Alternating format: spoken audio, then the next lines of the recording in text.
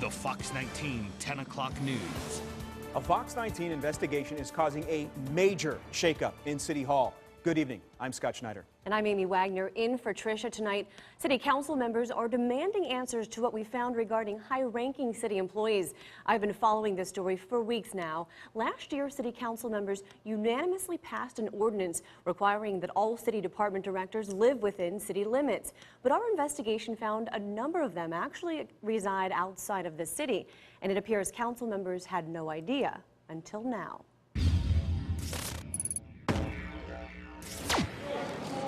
Nearly 300,000 people live in the city of Cincinnati. 6,000 city employees work together to protect, serve, and enhance their lives. Those home values. And about a dozen of those employees have the title of department director, making six figures, leading large departments, and calling the shots that directly impact residents. I firmly believe that people who run the city should live in the city. That's why Wendell Young and members of Cincinnati's City Council unanimously passed this ordinance last May, stating that, quote, senior executive officers who hold the titles of city manager, assistant city manager, or director shall be required to reside in the city of Cincinnati while holding such fiduciary positions. That ordinance goes on to explain that, quote, city residency is an essential component of such officers' ability to perform their employment responsibilities. Several weeks ago, Fox 19 Investigates requested the addresses those department directors provide for their residency. The city supplied us with this list, showing the streets those department directors live on. But through our investigation, we were able to determine exact addresses. One of them, Tony Parrott, who runs Metropolitan Sewer District and makes more than $180,000 a year, supplied an address on Westwood. A source within the city discovered the exact address Parrott supplied is a vacant lot and sent us this picture. When we went out to see for ourselves, this is what we found. Then we tracked down Parrott's actual address in Butler County, where Parrott's wife admitted. We're doing a story about the city directors in Cincinnati, right? He's the MSD director, but he lives here. Okay. We're doing a story about where they're living. Okay. Did you know it's part of the requirement to live in Cincinnati? Yes. And then there's this man. Thank you, Chair. My name is Ken Glenn. I'm the Director of Department of Citizen Complaint and Internal Audit. Glenn makes $119,000 a year. The address the city provided for Glenn in the 4500 block of Wetzel. But at the exact Wetzel address we uncovered for him, we were told he has never lived there. So no one named Kenneth Glenn has lived here in 30 years? Okay. Not at all. It's just the D's. We found out George Dees, who owns that home, is actually Glenn's brother-in-law. On property records for Glenn's actual home in Westchester, his wife is listed as Shirley A. Dees Glenn. There's also the woman who runs the city's Human Resources Department, who gives this address on Probasco Street. Georgetta Kelly, according to the city's website, specializes in rules compliance. She says she lives in the bottom floor of this apartment building with broken-out windows near UC's campus. Not exactly a place you might expect someone who makes $135,000 a year to call home. A mailbox here does have her name on it, and in this email she sent to Fox 19, she tells us she has lived here for a little over a year and has a lease agreement along with utility bills. She also tells us this is her primary address for IRS purposes and votes in Hamilton County. But neighbors tell us they have never seen a woman coming or going from Kelly's apartment. You've never seen a woman go in and out? Okay, how long have you lived here? Probably like 6 months.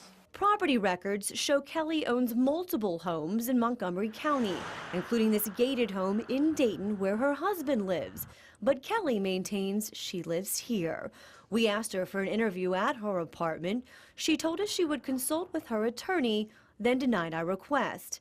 And then there's Willie Carden, who makes $137,000 running the city's parks. Carden lives in this home. The records show he built in 2009 for $402,000. Carden pays his property taxes to Colerain Township. Several days after Fox 19 visited these homes, Meg Olberding, the city's director of communications, sent us an email saying she was finalizing an email letter to us, quote, that documents residency requirements were overturned on appeal in the courts. That same day, we learned Human Resources Director Georgetta Kelly sent this email directly to all department heads regarding our story, requesting they forward addresses directly to her. Parrott's response to Kelly, the address we found in Butler County. He also said, quote, call me tomorrow if you need to discuss. We also have Glenn's response to that email, in which he states, quote, I tried to edit my address in the city's HR system, but was not successful. Please have your staff make the necessary change. That change to Glenn's real address in Westchester. When we did receive that email Olberding promised, she changed her story, admitting there is a residency requirement for directors and attached a new list of addresses, telling us someone had accidentally sent us outdated addresses. This time, both Parrott's and Glenn's addresses changed to reflect where they actually live, outside the city limits. If your word is no good, you are no good. So if they're actually lying, their word is no good. We asked every current member of council who voted on that 2013 ordinance requiring directors' residency for an interview. Both Charlie Winburn and Wendell Young sat down with us. That for whatever the reasons are, either the administration was unaware or the administration was misled as to where they live. In both cases, I find it troublesome. And as a response to our investigation, Young has demanded interim city manager Scott Stiles launch an internal investigation into those directors. In response, Stiles sent this memo to council members last week, stating, quote, it is my understanding that verbal waivers / understandings and/or agreements were made in the past with a few department directors related to expectations around the residency requirements. Meg Olberding also claims Parrott and Glenn were promoted to director positions from within, and because of that, weren't required to move. Fox 19 legal analyst Mike Allen says neither argument holds water. The ordinance rules, and the ordinance, to me, looking at it on its face, is pretty clear. If you're in a position like these people are in, you got to reside within the city of Cincinnati, and somebody dropped the ball at City Hall. As the city manager's office has launched a complete legal analysis of the ordinance, on Friday, a city spokesperson contacted us, telling us they discovered a city administrative code which doesn't technically classify Cardin or Glenn as a director. Now keep in mind, when we had asked specifically for directors' addresses from the city, both of their names were on that list, and both report to the city directors meeting every Tuesday morning. Charlie Winburn believes the 300,000 people who live in Cincinnati deserve better. I believe that all these directors should be given 90 to 120 days to move back in the city of Cincinnati, or we'll have to accept their resignations. We have reached out to all of those directors in our story. All declined our interview requests. Meanwhile, the city's director of communications, who was in our story, Meg Olberding, is no longer with the city. Her last day was Friday. We'll have reaction from City Hall to this investigation tomorrow. Now we got residency gate. That's what Cincinnati council members today dubbed what Fox 19 uncovered in our exclusive investigation. Last May, council unanimously passed this ordinance requiring all city department directors to live within city limits. Those dozen or so directors all make six figures, lead large departments, and have a huge impact on the people who live and work in the city. But we learned several of those directors don't live in the city, an issue council members took issue with today. I've always been a fervent believer that if people make the rules for this city, they ought to live here. If Cincinnati is good enough for you to generate a paycheck from, I think we're good enough for you to live here. But council members say that's not the most disturbing thing our investigation uncovered. We learned the man who runs Metropolitan Sewer District, Tony Parrott, supplied an address on Westwood. Turns out that address is a vacant lot. Meanwhile, Parrott lives in a home in Butler County. Kenneth Glenn, who heads the city's Department of Citizen Complaints and Internal Audit, also lives in Butler County, even though he originally supplied an address on Wetzel. But at that address, we found. So no one named Kenneth Glenn has lived here in 30 years? Okay. Not at all. It's just the D's. Turns out George Dees, who owns that home, is Kenneth Glenn's brother-in-law. On Glenn's property records in Butler County, his wife is listed as Shirley A. Dees Glenn. I'm not willing to overlook the fact that we've been lied to, and we've allegedly been lied to. But if we have been lied to, I'd like to see in your report what we're going to do about that. Also in question for council members, the Human Resources Director, Georgetta Kelly. She supplies an address in this apartment building near UC's campus. In an email, she tells us she pays rent here, has utility bills, and votes in Hamilton County. Her name is on a mailbox here, even though neighbors say they've never seen her. Meanwhile, her husband lives in a gated home in Dayton, Ohio. This is really a complex issue. There's been recent state laws that have been changed. There's city ordinances. We've got administrative codes that we're thinking about. This is the man charged with getting to the bottom of what we found, Interim City Manager Scott Stiles. Council members asking him to look into the residency issue, the possibility that false addresses may have been supplied, and the implications that could have on voter fraud. It's not just a small issue if we have directors who are indicating their residency in different locations and that doesn't match up with the Board of Elections. We did reach out to all of the directors in tonight's story for comment on what was said at today's council meeting. We have not, though, yet heard back from any of them. So, Amy, the big question is here, what's next? Yeah, well, Scott Stiles says he's looking very closely at this ordinance right now. In fact, some of these directors claiming there was some sort of a verbal understanding between them and the former city manager about this. So he said he's going to sit down and talk to each of them individually, and he hopes to present those findings to council very soon. Of course, we'll stay on top of it. Okay, sounds good. Thank you so much. Turning now to the latest on a Fox 19 investigation into where Cincinnati department heads live. Tonight, that investigation is yielding results that impact taxpayers.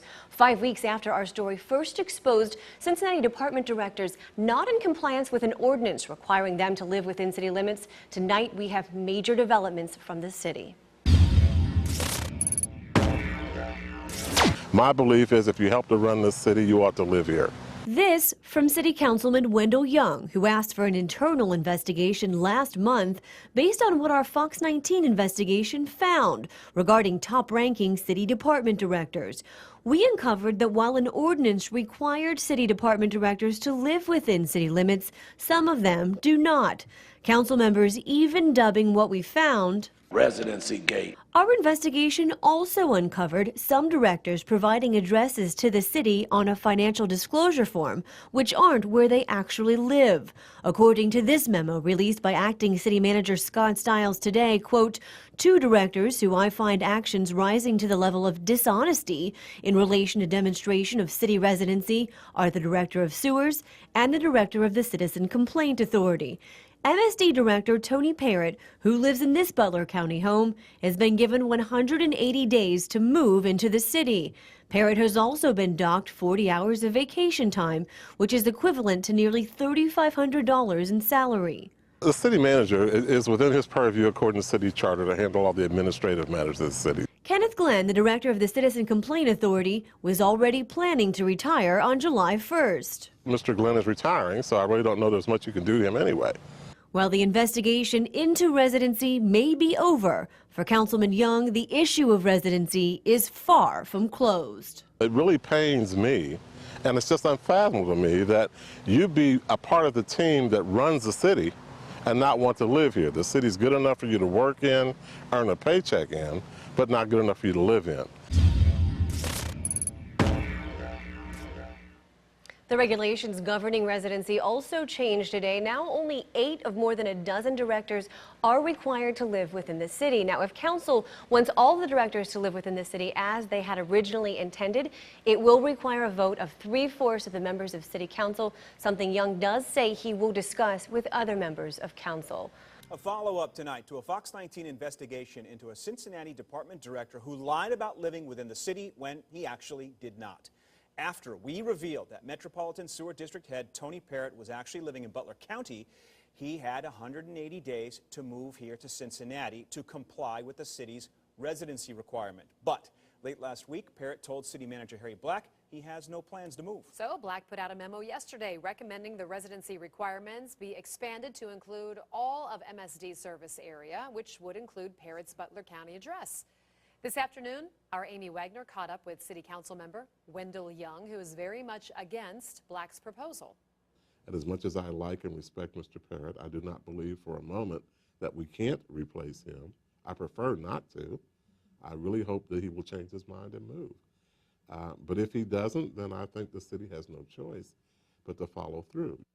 Vice Mayor David Mann is also against Black's proposal, but for an entirely different reason. He's asked the city solicitor to prepare an ordinance to remove residency requirements altogether for everyone except the mayor and the city manager. We have to get past the visceral idea that, well, geez, if you work for the city, you should live in the city. There are 5,000 people who work for the city who are not required to live in the city. We're talking about 7 or 8 or 9 that are left. Councilmember Chris Seelbach took to Twitter to gauge the community's position on the issue, saying, should directors of city departments be required to live in the city? Looking for real feedback. It would take 7 of the 9 members of council to approve Black's proposal, or Parrott could be out of a job.